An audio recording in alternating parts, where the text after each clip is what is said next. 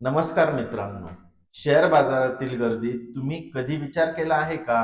प्रत्येक शेअरच्या भावामागे कुठलं गुप्त सूत्र दडलेलं आहे? दररोज हजारो कोटींचे व्यवहार होतात, पण शेअरचे भाव अचानक आकाशाला भिडतात किंवा धबधब्याने खाली येतात. हे कशामुळे होते? या रहस्याचा शोध आजच्या या व्हिडिओमध्ये घेणार आहोत. शेअर बाजारातील प्रत्येक व्यवहारामागे सर्वात प्राथमिक तत्व आहे मागणी आणि पुरवठा. उदाहरणार्थ, जर एखाद्या शेअर्समध्ये गुंतवणूकदारांची मागणी वाढली, त्याचा भाव झपाट्याने वर जाण्याची शक्यता असते. उलट जर खूप लोक विक्रीच्या ऑर्डर ठेवू लागले तर त्या शेअर्सच्या भावावर खाली येण्याचा दबाव निर्माण होतो. बाजारातील या ऑर्डर बुक मध्ये खरेदी आणि विक्री यांच्या ऑर्डर्समुळे हे संतुलन कायम राहतं. जास्त खरेदीदार म्हणजे जास्त मागणी असतील तर शेअरचा भाव वाढतो. जास्त विक्रेत्यांना विक्री करायची असेल तर शेअरचा भाव घसरणार. शेअर बाजारावर राष्ट्रीय अर्थव्यवस्था आणि जागतिक परिदृष्ट्याचा मोठा प्रभाव असतो. उदाहरणार्थ, महागाई दर किंवा केंद्रीय बँकेच्या व्याज दरामुळे कंपन्यांच्या कर्जफेड आणि नफ्यावर परिणाम होतो. तेव्हा व्याजदर वाढतो तेव्हा कर्ज घेणे महाग होते, गुंतवणूक कमी होते, परिणामी शेअरचे भाव खाली येण्याची शक्यता असते. उलट व्याजदर कमी राहिल्यास बाजारात पैसा सुटतो आणि शेअरचा भाव वाढतात. जागतिक परिणामही दुर्लक्ष करता येणार नाही. उदाहरणार्थ, पेट्रोलच्या किमती वाढल्या की तेलावरील खर्च वाढतो, महागाई वाढते. अमेरिकेसारख्या देशातील आर्थिक निर्णय, जागतिक चलनवाढ धोरणे किंवा आर्थिक संकटे, उदाहरणार्थ 2008ची जागतिक मंदी, याचा भारतीय शेअर बाजारावरही थेट परिणाम होतो. तसेच निवडणूक निकाल, अर्थ बजेट घोषणा आणि सरकारी धोरणे यामुळे गुंतवणूकदारांचा आत्मविश्वास वाढतो किंवा घटतो.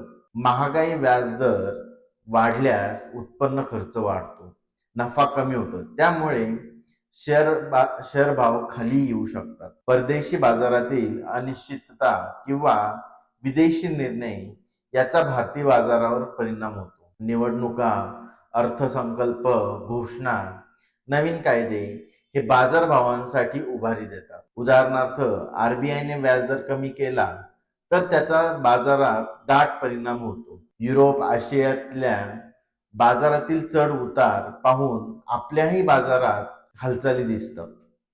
प्रत्येक शेअरचे भाव त्या कंपनीच्या आर्थिक कामगिरीवर अवलंबून असतो. एखाद्या कंपनीचा विक्री किंवा नफा जास्त असेल, गुंतवणूकदार विश्वासाने पाहतात. कंपनीने नवीन उत्पादने काढली, संशोधन करण्यात पुढाकार घेतला किंवा नवीन तंत्रज्ञान ओळखलं तर भविष्यात वाढीची अपेक्षा निर्माण होते आणि शेअर भावात वाढ होते. आता पी असलेले एक गुणोत्तर फार प्रसिद्ध आहे. यात कंपनीचा वार्षिक नफा आणि शेअर किमतीचा गुणोत्तर मोजला जातो. जर एखाद्या शेअरचा पी कमी असेल तर अनेक गुंतवणूकदार तो स्वस्त मानून खरेदी करतात. पी जास्त असल्यास गुंतवणूकदारांना वाटते की शेअर महाग आहे. कंपनीची कर्जफेड, भांडवल योजना आणि व्यवहार स्थापनावरही गुंतवणूकदार लक्ष ठेवतात. मोठा महसूल आणि नफा जाहीर झाल्यास शेअरचा भाव वर जाण्याची शक्यता असते. जास्त कर्ज असल्यास गुंतवणूकदार काळजीत येतात, शेअर भाव दबतात. कंपनीचे संशोधन, प्रबोधन, विस्तारिता प्रकल्प असल्यास भविष्यातील वाढीची अपेक्षा वाढते. उदाहरणार्थ, एखाद्या कंपनीने चांगली तिमाही निकाल जाहीर केल्यास त्यांच्या शेअरमध्ये अचानक मागणी वाढून भाव उडतात. आता बोलूया चार्ट व तांत्रिक घटकांची. अनेक व्यापारी मागील भावाच्या हालचालीवरून भविष्यातील ट्रेंड ओळखण्याचा प्रयत्न करतात. त्यात सपोर्ट आणि रेजिस्टन्स या तत्वांचा वापर केला जातो. उदाहरणार्थ, जर एखादा शेअरचा भाव नेहमी ठराविक किमतीजवळ थांबत असेल तर तो भाव त्या पातळीवर धार धरेल असे गृहीत धरले जाते. मूव्हिंग ॲव्हरेज, RSI, MACD सारखे इंडिकेटर भावाच्या प्रवाहाची दिशा व ताकद दर्शवतात. या तांत्रिक हालचालींनी व्यापाऱ्यांना भाव कसे वळतील याबद्दल सूचना मिळतात. चार्टवर प्रमुख किमतीचे स्तर जिथे भाव थांबतो किंवा उलटते. ट्रेंड लाईन वाढता आहे की घटता आहे, ट्रेंड हे दर्शवते. खरेदी विक्रीसाठी जोरदार पातळी ट्रेंडला पुष्टी करते. उदाहरणार्थ, जर चार्टवर हेड अँड शोल्डर पॅटर्न दिसला तर भविष्यात भाव उलटा जाऊ शकतो. शेअर बाजारात मानवी भावना आणि मनोवृत्तीवरही अवलंबून असते.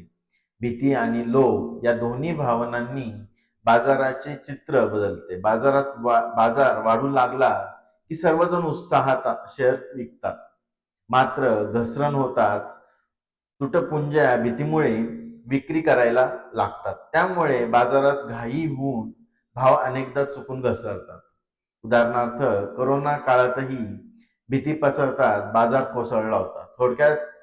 थोड्याच काळात ज्योतीने घोषणा केली आणि उपाययोजनांनी बाजार परत वर आले. गुंतवणूकदारांची भावना ही बाजारात मोठी भुरळ घालत होती. तेव्हा ही भीती खूप वेळ प्रेरित करते आणि नंतर तणावाविना शेअर खरेदी विक्री देखील मोठा भाव वाढू शकतं. भीती, फिअर, अचानक घसरण होईल अशी भीती गुंतवणूकदारांना विक्रीकडे नेते. लोभ, भांडवलात लवकर नफा मिळताच उत्सुकता. फोमो,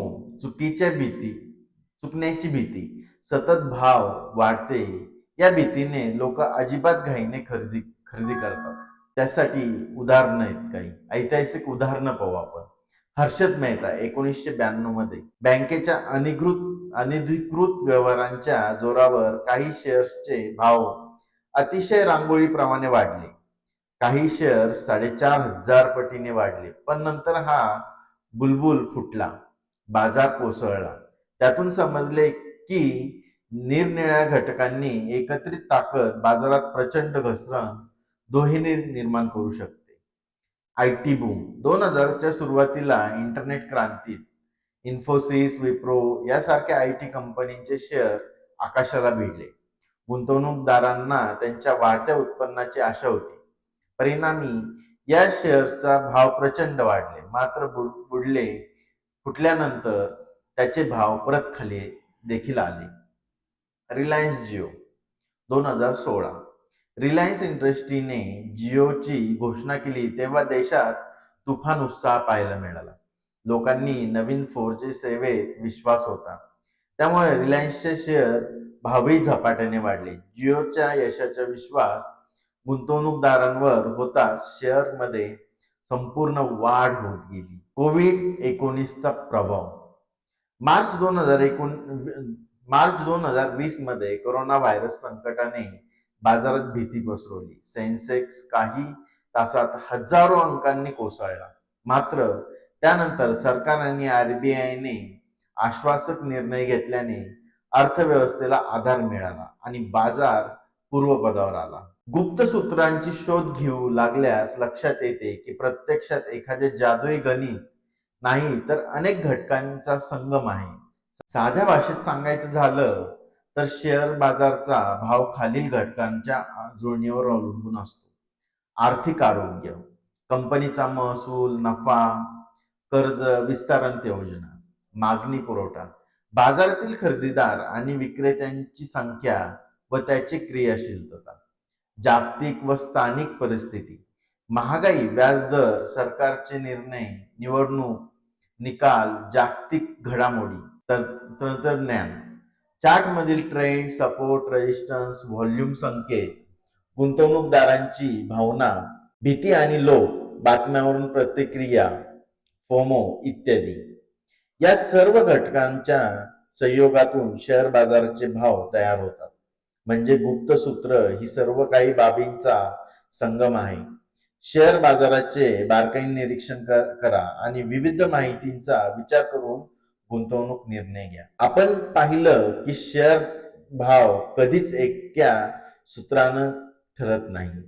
हे अनेक आर्थिक, तांत्रिक आणि मानवी घटकांच्या परस्पर प्रभावाचं समीकरण आहे. बाजारातील निर्णय घेताना या सर्व महत्वाच्या बाबी लक्षात ठेवा आणि घाई न करता योग्य वेळ किंवा योग्य भावाने गुंतवणूक करा. हा व्हिडिओ आवडला असेल तर लाईक करा, सबस्क्राईब करा व तुमचे प्रश्न कमेंटमध्ये जरूर लिहा.